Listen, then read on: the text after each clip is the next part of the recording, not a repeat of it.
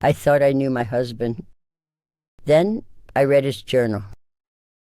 My husband died on a Tuesday, and I still remember the sound the house made after he was gone. Not the crying, not the calls, the silence. The kind of silence that presses against the walls and makes every room feel larger and emptier than it should. For 41 years, that man lived beside me. We shared a bed, a kitchen, a mortgage, a family, and 100 ordinary routines that felt so normal, I never stopped to wonder what they really meant. I thought I knew him completely. I was wrong. I'm telling you this because there is something I found after he died that changed the way I see marriage, love, and regret forever. It wasn't a letter. It wasn't a secret phone. It wasn't anything dramatic like you see in movies. It was a plain old journal tucked away in the back of his nightstand drawer, hidden beneath a stack of bills and an old pair of reading glasses. When I opened it, I expected private thoughts. What I found instead was a man I had lived with for decades and somehow never truly known. We were married young. Too young, maybe, though I would have argued with anyone who said that at the time. We built our life the way many couples do. Work, children, routines, bills, holidays, arguments, makeups, and all the small things in between. We were not perfect, but we looked solid from the outside. We rarely had loud fights. We paid our bills on time. We raised 2 children. We had Sunday dinners, backyard barbecues, and enough shared history to make other people call us a strong couple. And because life looked stable, I convinced myself that stability was the same thing as closeness. It is not. That is one of the hardest truths I learned too late. A long marriage can survive on habit for years. You can keep sharing meals, sharing a home, sharing responsibilities, and still slowly drift into emotional distance without noticing. It does not happen all at once. It happens in tiny steps. A conversation cut short because you were tired. A question never asked because you assumed you already knew the answer. A dream mentioned once and never returned to because there was always something more urgent. Over time, those small omissions build a wall. Not a cruel wall, a quiet one. The kind that feels normal until it is too late to climb over it. My husband was a good man in the ways people can see. He worked hard. He provided. He was loyal. He fixed things around the house. He loved our children. He was the kind of man who would stop for a stranger on the side of the road. If you asked anyone who knew us, they would have said we had a good marriage. And in many ways we did. But good is not the same as intimate.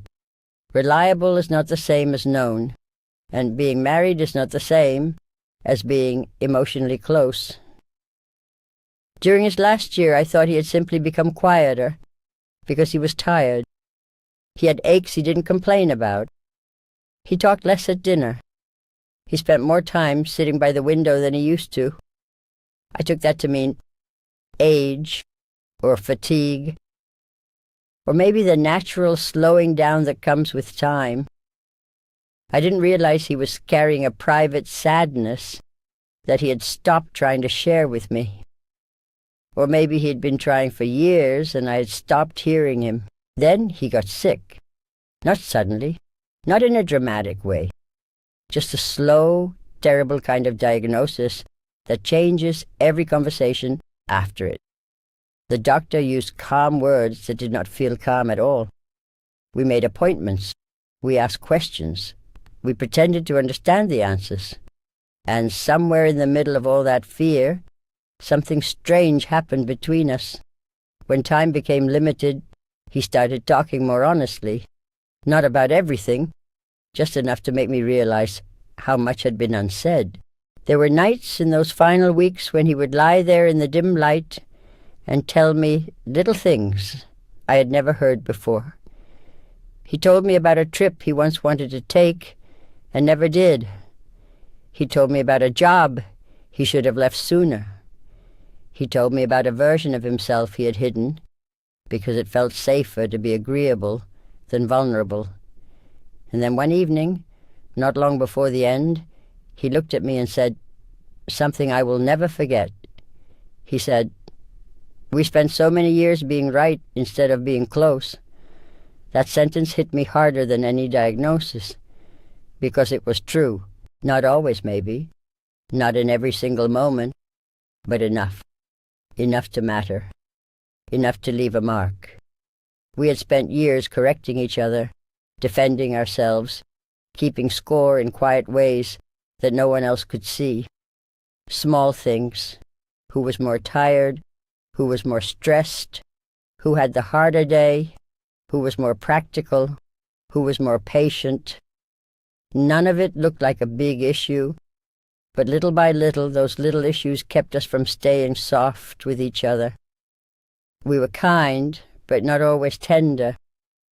We were civil, but not always open.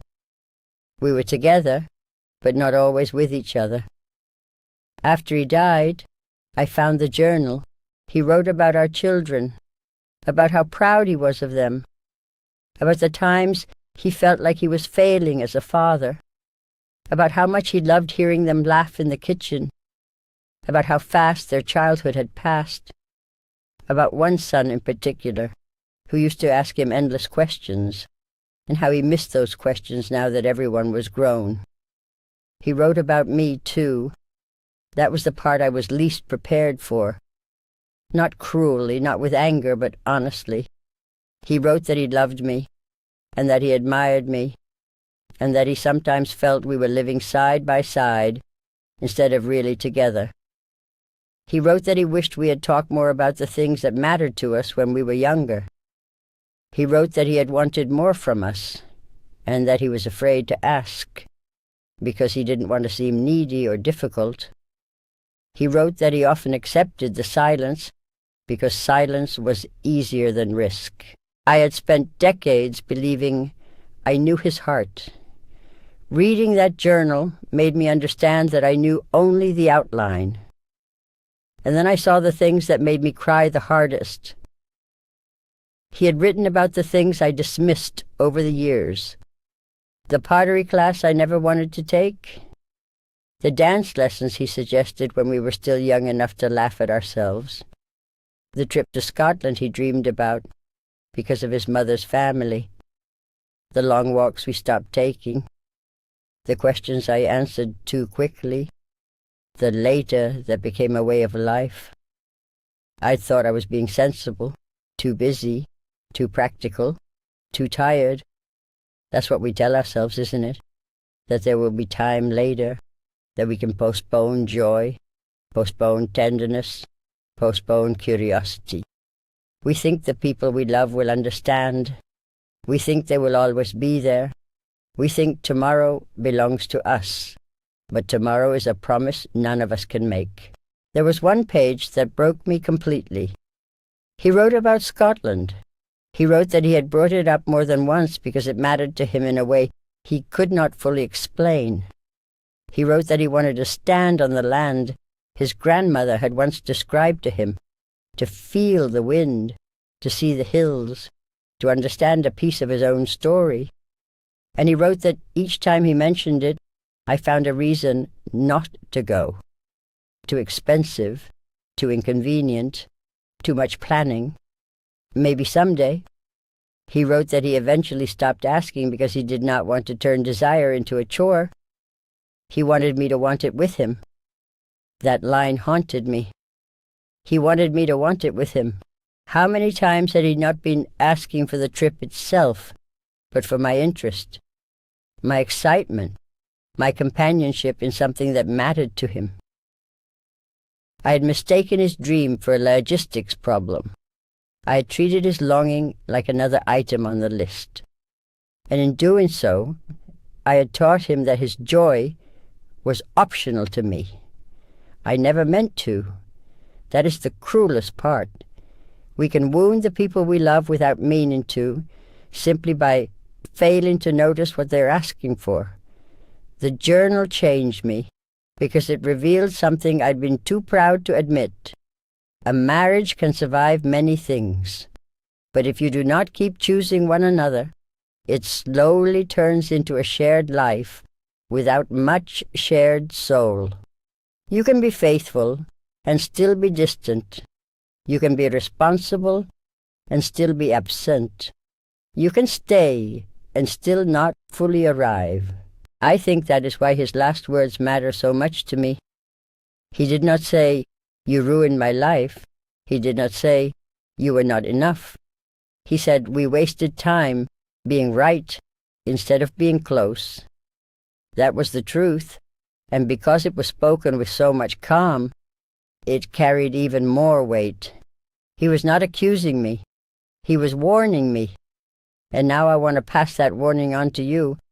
If you love someone, do not assume they know what is in your heart just because you have been together a long time. Say it. Show it. Ask better questions. Listen longer. Be curious about their dreams, even if you don't fully understand them. Go to the class. Take the trip. Sit through the story you've heard before and listen as if it is new, because sometimes what matters most is not the story itself, but the way your attention tells them they matter. And if you are the one feeling unseen, speak sooner. Not after 10 years, not after the resentment has hardened, not after the silence becomes your normal. Speak before the distance convinces you it is permanent. Ask for what you need. Ask again if you have to. Not every relationship can be saved, but many more could be changed if people were brave enough to name the truth while there is still time. I've thought a lot about what I wish I had done differently. I wish I'd asked more. I wish I'd listened longer. I wish I'd treated his little ideas like invitations instead of inconveniences. I wish I'd understood that love is not measured only in the big emergencies. It is measured in the ordinary moments. The way you look at each other at breakfast, the way you answer a question, the way you respond when your partner offers you a piece of themselves and hopes you will hold it gently. These days, I keep his journal in a drawer where I can reach it if I need to.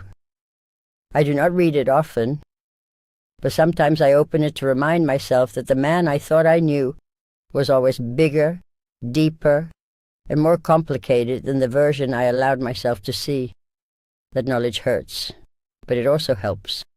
Because now, when I think of love, I no longer think of it as something that simply happens and stays.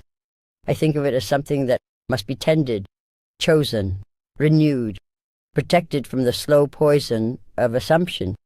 If I could tell my younger self one thing, I would say this: do not wait. Do not wait for a crisis to become attentive. Do not wait for illness to become tender. Do not wait for the last months of someone's life to discover who they really are. Ask the questions now. Take the trip now. Say yes now. Be soft now.